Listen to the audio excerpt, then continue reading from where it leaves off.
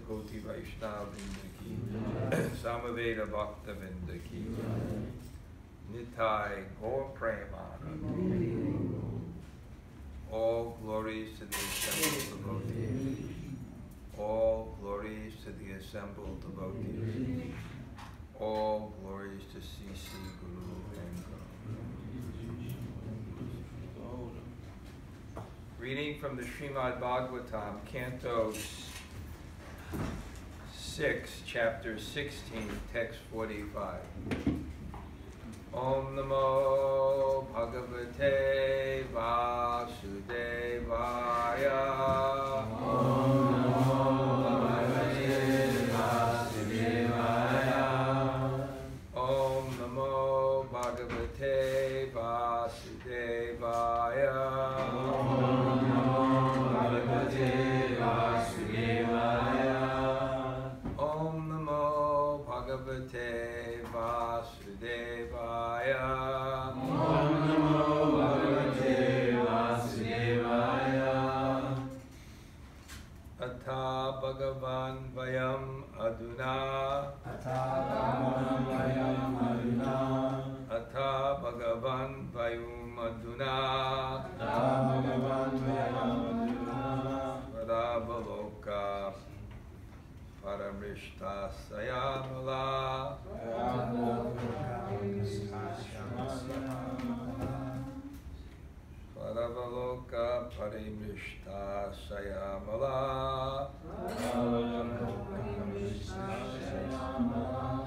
Surav Rishina Yat Katitam. Surav Rishina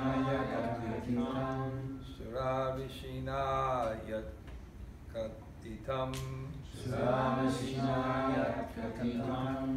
Tavakena Katam Anyata Bhavati. Tavakena Katam Anyata Bhavati. Atha Bhagavan Vayam Uduna. Bhagaviloka Parimrishta Shayamala.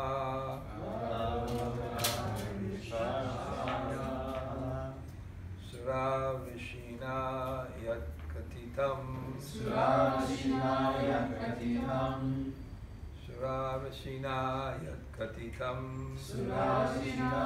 Katitam. Tavakena Katam Anyata Bhavati. Anyone chant?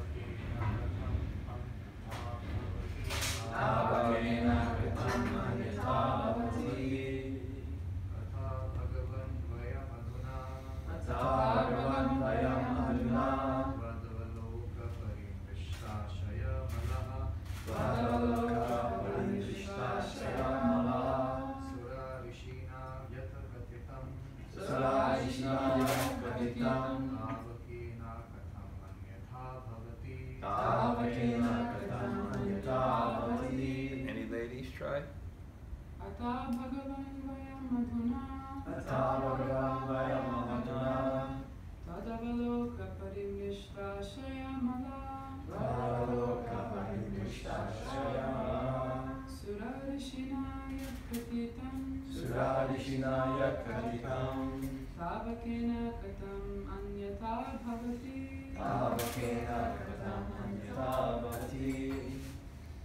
Atha, therefore, Bhagavan, O Supreme Personality of Godhead.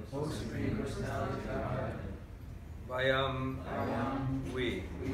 Aduna, at the present moment. Svaravaloka, by seeing you. Parimrishta, Parimrishta, wiped away. wiped away. Asayamala, Asayamala, contaminated desires in the heart. contaminated desires in the heart. Suravishina, Saravishina, by the great sage of the demigods Narada.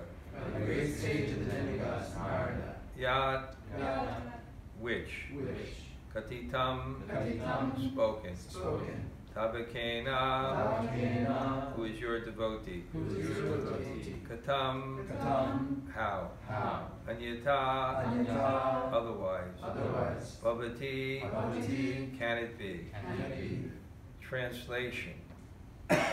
Therefore, my dear Lord, simply by seeing you has now wiped away all the contamination of sinful activities and their results of material attachment and lusty desires which always filled my mind and the core of my heart. Whatever is predicted by the great sage, Narada Muni, cannot be otherwise. In other words, I've obtained your audience as a result of being trained by Narada Muni. Purport. This is the process of the perfect way. One must take lessons from authorities like Narada, Vyas, and Asita and follow their principles. Then one will be able to see the Supreme Personality of Godhead, even with one's own eyes. One only needs training. Ata Shri Krishna Namari Nabhavangayam Indriyai. With our blunt sense, eyes, and other senses, we cannot perceive the Supreme Personality of Godhead. But if we engage our senses in the service of the Lord, according to the instructions of the authorities, it will be possible to see Him. As soon as one sees the Personality of Godhead, all the sinful reactions in the core of one's heart are completely vanquished. Om Jnana Timarandasya Jnananjana Shalakaya Chakshurunmilitam Yena Tasmai Shri Gurave Namaha.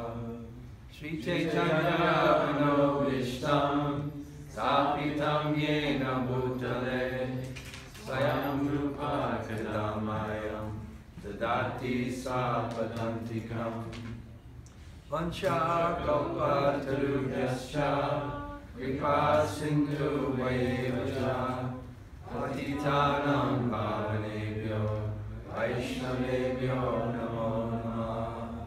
Sri Krishna Chaitanya Prabhu Nityananda Sri Advaita Gadadhar Srivasadi Gaur Bhaktivinoda. Hare Krishna, Krishna Krishna, Hare Hare, Hare Rama, Rama Rama, Hare Hare. So we'll put the story in context. Chitraketu wants his son, and under very extreme odds, he has a son. His son is murdered. He becomes completely besides himself, depressed. The same sages who invoked the sacrifice that allowed him to miraculously have a son, then bring the son back to life. And it's heavy.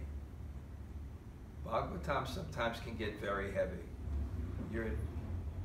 The sun arises, the sun manifests again in his body. He's brought back to life. The father says, my son, my son. And he says, which father are you? I've had many, many fathers. And then Narada Muni then pacifies him with very heavy philosophy, kind of really, from that perspective, relativizing the relationships in this world. Because you're not the body, you've had many, many fathers, And therefore that same soul, it's very heavy. To get to abstract yourself and see it from that level, and then decide how you act upon it according to your attachments. It doesn't necessarily mean that you have to renounce your emotions and your attachments, but you look at it from a higher perspective, and then you know how to use them properly, and not in an excessive way or a destructive way. But it's very heavy. It's just like, you know, there's money, and money is very valuable. Then the same money may be in the hands of your enemy, and then the same money is against you. So very, very heavy instructions. And then Chitraketu having some Sukriti. When you have Sukriti, then Chitur Vidha Bhajanti Mam Jana Sukritina Atarti Jigasu Gyani. Then you come to God. You have some Sukriti, and you have difficulty in life, and you come to the stark realization that the reason why I have difficulty ultimately is because I have the wrong objective or faith. I think that enjoying the world will mean conforming the world to my desires, and therefore requiring the control of the world to be happy. And then understanding that we're not the controllers, so we can't be the enjoyers as the exploiter of the world. We can only be the enjoyers as the servant of the world. And then that enthuses us, rather than trying to be happy by changing the world, trying to find satisfaction by changing ourselves. And then ultimately, it leads to a spiritual practice which does so. And I think this happens in all our lives. We see what our unhappiness is, and what is our unhappiness? That the world doesn't move the way we want. And because of attachment, we suffer. I never forget what a Sanskrit scholar in Vrindavan told me. You know, we're talking about some things, and he says the pain of death is not the physical pain. Because generally when there's too much physical pain, you'll go into coma, or they can give you some drugs. The real pain of death is that we lose our attachments. We lose, and therefore we suffer. I was speaking the other day about the verse from the Gita, Asochan anvasochas tvam pragyavadam chavashase gatasu nagatasu cha nanu sochatipan. Although you're speaking learned words, Arjuna, you're a fool. The wise lament neither for the living nor the dead. And I always kind of meditated on that verse, and it just seemed like almost to say that a devotee is not empathetic. The wise lament neither for the living nor the dead. And you actually see that sometimes in philosophies of transcendence, sometimes have a problem with empathy. Because the wise lament neither for the living nor the dead. I've seen that. I have to say it. I've seen it on Parikram in Vrindavan, you know, someone laying on the ground. The wise lament neither for the living nor the dead. They just walk by. And my Mayavadi, this is a true story. I saw on Govardhan Parikram, you know, some lady lying on the street and things like that. The wise lament neither for the living nor the dead. Everybody walks by. But my Mayavadi cousin, Maseva Bharati, is going there to feed her and take care of her. But we misunderstand that. The wise lament neither for the living nor the dead means that we don't lament, the wise do not lament that the body is changing. But we lament for the real cause of suffering is that people don't have spiritual knowledge and therefore suffer. And therefore the Bhagavatam is ultimately trying to give you that knowledge. Because other things will just give temporary relief. Because ultimately you're going to lose everything. And ultimately you have to have the understanding to face that. That's why the whole Bhagavatam is based on the question, what is the duty of a man who is about to die, and what should he not do? The whole Bhagavatam, and the answer is if you want to be fearless at the time of death. So this knowledge is given, and it's kind of pretty heavy, and having the Sukriti, he takes to a spiritual master, Narada Muni, he surrenders to him, he gets a process to become realized, and now he's expressing his own prayers from his experience. But Yaksha Bhagavan Dharma, one of the qualities of bhakti is direct experience. Recently I was reading a commentary on the Sikshastakam by on Mana Siksha by Raghunath Das Goswami by Bhakti Vigyan Goswami. And he's a wonderful scholar. And he defined the word faith. He broke up the word Shraddha. And the word Shrad means to know. And it was a revelation. Yes, that's what faith is. You know. You have an experience of God. We are here because we have Shraddha. We know. We've had an experience. It's not just a philosophy, because sometimes we don't understand it and many doubts arise. We know. We've had an experience. But we also forget. Savasya chaham hiri sani vishto matasmitir gyanam. We forget. And therefore, if the experience is not renewed, if the experience is not renewed, then we leave. There was an article by C.S. Lewis called Training of Faith. It's very brilliant. And he says that people don't leave the faith by, some philosophical doubt. They leave the faith because their experience is not renewed. And I think one of the most important things in our mission to spread Krishna consciousness is to remove the obstacles we place before people to have that experience. I think one of the real successes of the Bhakti Center is that kind of acumen. Really understanding what is people's language, how do they understand things, and how we can present it in a way that the obstacles of the presentation of religion in a postmodern world, what to speak of a modern world, of a postmodern world.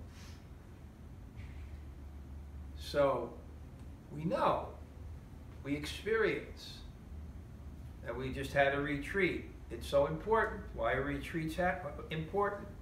For the experience, for the absorption, for that renewal of faith, that renewal of experience. And then when you feel that, sometimes you forget, and then when you feel that again and you say, yes, this is why I'm chanting the holy name. This is why I'm sacrificing my life. There was we had a drama and at the retreat, and I would suggest we book that drama here for Gaur Purnima.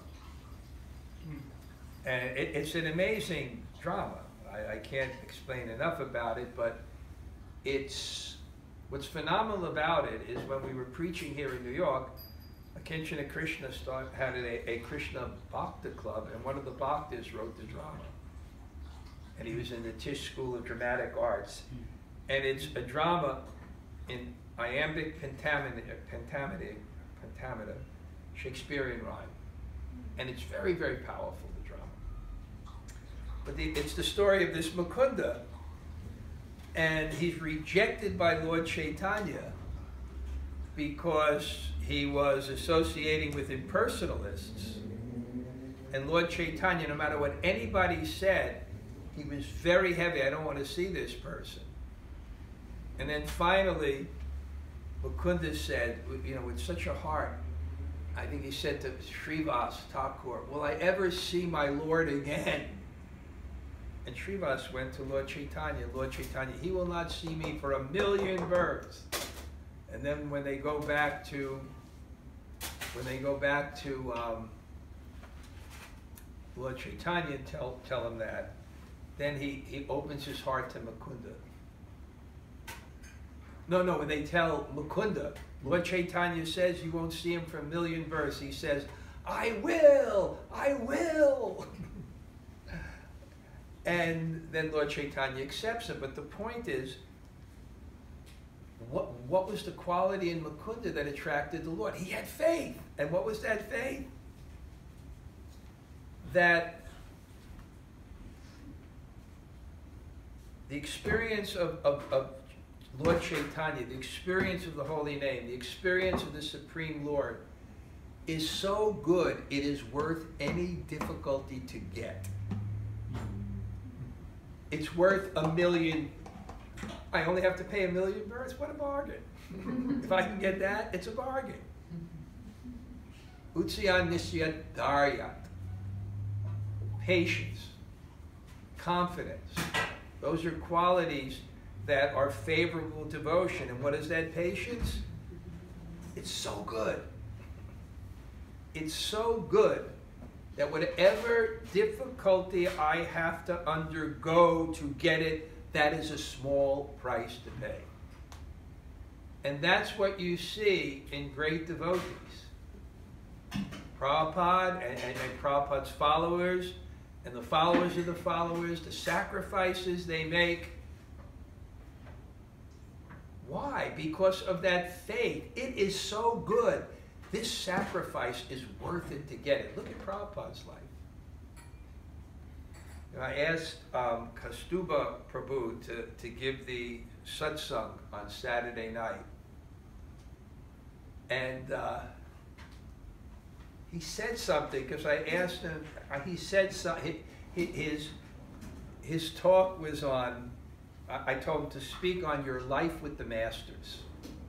His Diksha Guru, Tamal Krishna Maharaj, and his Siksha Guru, Radhanath Swami. And the main point he made is, we're talking about humility, is to accept the authority of God in your life and what you'll do for it and what sacrifice you'll make for it. But the point he made, he was saying, you know, sometimes it's nice, we're in the yoga world, and, you know, we tell people, you know, self-love, got to take care of yourself. He said, but if you look at the lives of the great souls, their life was about sacrificing the self. Sacrificing the self. I was just listening to a tape this morning where Prabhupada was talking about Jesus. You know, his sacrifice, how tolerant he was. Because they know you experience it. So, he's saying now he says, because he heard it on faith. I think faith has two aspects. I think one aspect of faith is your trust and experience. And then your trust in your own experience. And one of those experiences is I've surrendered to Guru and Krishna, and I've got a result from it. And therefore, I trust whatever they say. It's like going to a doctor. You go to a doctor, he gives you something to cure you, and if it works, you have faith.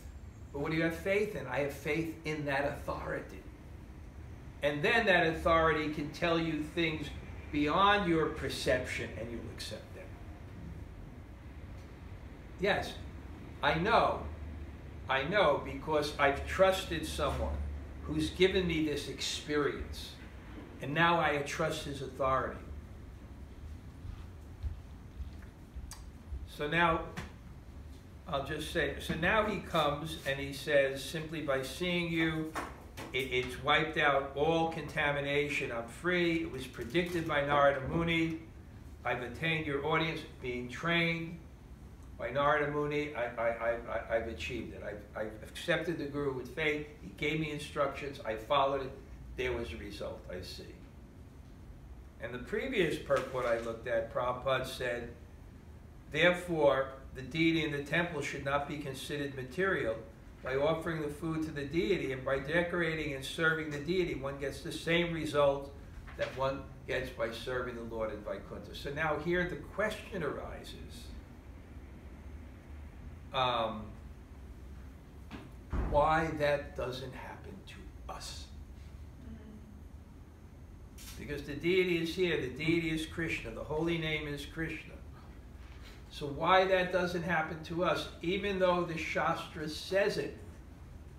If you chant one name of the Supreme Lord, chanting the holy name is like performing devotional service is like a great fire that can consume unlimited fuel, can burn up all your sinful activities. And then the second verse of the Bhagavatam says that just by hearing the Bhagavatam just once, God will appear in your heart without delay. You stand up before when the Rath Yatra cart comes and you're liberated. All these things. Sarvadhamam prityaja mamekam sharanam vraja ham tvam sarva papayo moksha. Surrender to Krishna, frees you from all sins. Chanting the holy name once, all these things. Seeing the deities, why it doesn't happen to us. The holy name is Krishna. We're chanting the holy name. It's direct communion with Krishna. But why are we not getting the results that are explained in the Shastra? Jiva Goswami explains this. This verse also explains it. Prabhupada quotes a verse to explain this. We can go this verse. Ata Sri Krishna Namadi Nava. Because it's not just the material senses. The experience is not just the material senses. Even seeing with the material senses, perception is not complete. For example, if I showed you these kartals, and you had no frame of reference to understand them, if I take this into some aboriginal village, do they see this? Do they see it? They have no frame of reference. Do you see it? Do you experience it? So seeing is more than just the eyes. I read one story of Srila Bhakti Siddhanta Saraswati Thakur. His father, Bhaktivinoda Thakur, was taking him to a village, Kulinagram, which is part of Navadvip. And they go on a parikram and they're walking there and they're tired, and there's one temple and the priest says, who's ever there says, you can stay in this temple. So he stays in this temple, and then they're attacked at ghosts at night. And the ghost somehow is throwing bricks at them. And they're attacked at night. And then Bhakti Siddhanta Saraswati, Bhaktivinoda Thakur gets up, and he says to his son what is going on, and he begins to chant loudly from his heart. He begins to chant loudly from his heart. And then somehow the disturbance stops. Then the next day they go in the village and the people say, where do you stay? They said, we stayed in that kind of temple by the road. They said, well, that temple by the road, there was a priest that was there and he died, and his ghost inhabits that temple, and there's so much disturbance in that. right? But you stayed there. Did you have disturbance? He said, no, I just got up and chanted the holy name with all my heart, and then there was no disturbance. And then later, it was reported by Bhakti Siddhanta that the village people were amazed that there was no longer any problem in that temple.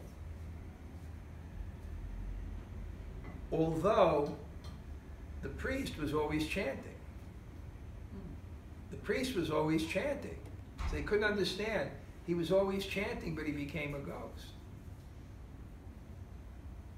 So the commentary on that is, it's not just chanting, it's not just worshiping, it's the conception in which you do so that attracts the mercy of Krishna. It's like when if you're chanting the name is Krishna, but Krishna is a person, and a person manifests himself according to love. So if you're with a particular person, but you don't have any affection for him, if you neglect the person, or you abuse the person, aparad, then how much of the person will you see, although their form is right before you? Because a person is more than just the external form. It's the spirit, and Prabhupada said in one commentary on the Bhagavad, I think it's the Gita, he said Krishna is responsive. So many times we see a person, or we see a person, and do we see them? We projected so much on that person. We may have had some negativity towards him. According to our prejudice, we may have projected things. And then you meet the person, you find out, wow, they're such a great person. And I thought this about the person. So were you seeing that person just by your eyes? Were you actually seeing that person? Person is more than that. It's their heart. And the heart is, it's their heart, and it's their relationships. That's why in the Bhakti Rasamrita Sindhu, when it describes Krishna, the first term that is used is Akila Rasamrita Murti. He's the embodiment of all love. So therefore, it's not just the physical sound that is the name. It's not just the marble and the stone that is God. It's a person. That is the form through which they appear. Just like we appear through a certain form. We're not the body. Of course, God is non-different than his body. But he reciprocates, he gives his heart. And therefore, what does Shuddhana mean? It means when someone has that heart, has that love, and he chants Krishna's name, then through that name, the divine appears. Goloka Premadan Harinam Sankirtan. It comes from someplace else. Krishna descends from the spiritual world and appears through that physical sound. He manifests, just like our consciousness can manifest through the body. Therefore, this person in that temple, he was abusing everybody, but ritualistically he was still chanting because it was his religion. He was born as a Brahmin, and therefore he had this. He was still chanting. Of course, you'll make certain advancement, even if you chant Namaparat.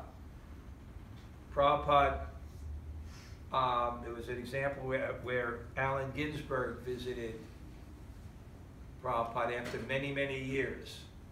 And then someone said to Prabhupada, Prabhupada, he seems so much nicer now. Prabhupada said, yes, you know, even Namaparat, you advance. So he's seeing, and he's having the full effect. I remember this in the story of Akrura. There's this beautiful Sanskrit word that's used for Krishna that indicates that from Krishna emanates transcendental pleasure. But that the living entity cannot experience that transcendental pleasure. As the sun emanates heat and light, and you cannot experience the heat and light if your consciousness is covered by, if your eyes are covered by a cloud, if your consciousness is covered by ignorance, then it will filter out the effect, even though it's so much more powerful than you. It won't cover God, it'll cover your consciousness from God. And therefore you won't have the full experience. And therefore Jiva Goswami, I love that commentary in the second verse of the Bhagavatam. Why does it happen to us? It says that the Krishna will appear in the heart without delay if you just once hear the Bhagavatam. And he says, because of our attitude. We don't experience what we don't like often if we can't exert that influence. So when we hear a message that we don't like, we won't hear that message. And the message is very, very strong. And it's very, very humbling. And what is that message? That there is a Supreme Lord. And that position is occupied. And we are a particle of consciousness, which is meant for his service. And our nourishment and meaning is in doing so. Just like the hand has its value, nourishment, and meaning in serving the body,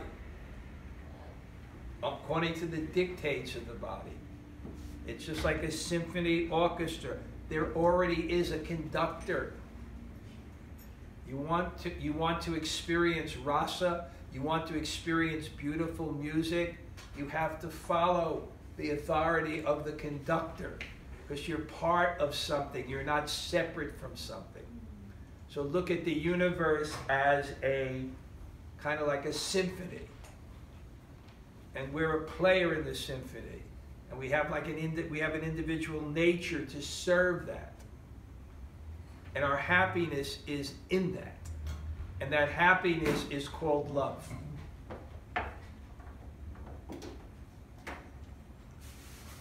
But it's heavy. It's heavy. Because the truth doesn't conform to what we want. But here, Chitraketu, he followed Guru. He followed the practice, the training of Narada Muni, and a very wonderful thing happened. He experienced God, and when he experienced God, then no other desires, no other anxieties, transcendental pleasure. Okay, we have, I'm watching, I got the sign here. But I have a minute. Anybody have a reflection or a question?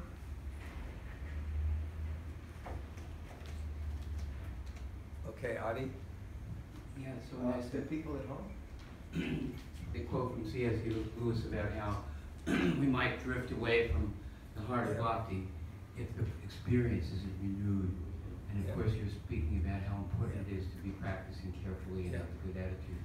But there's an interesting thing Srila Prabhupada says about the more you give it away, the more you get it. You know, what Chaitanya was distributing. And well, I was recently had a guest with a small child. She was here for the morning program the other day. And I was watching how he actually seen the world through her eyes. And he was explaining things to her. Even she came out and she was doing service.